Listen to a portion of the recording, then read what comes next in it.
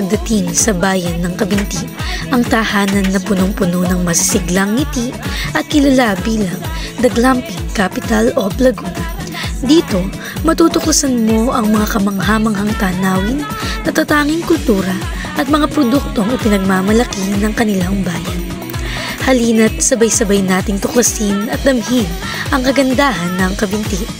Isang lugar kung saan ang kalikasan, kasiyahan at pagkakaisa ay nagtatagpo upang lumikha ng di malilimutang karanasan.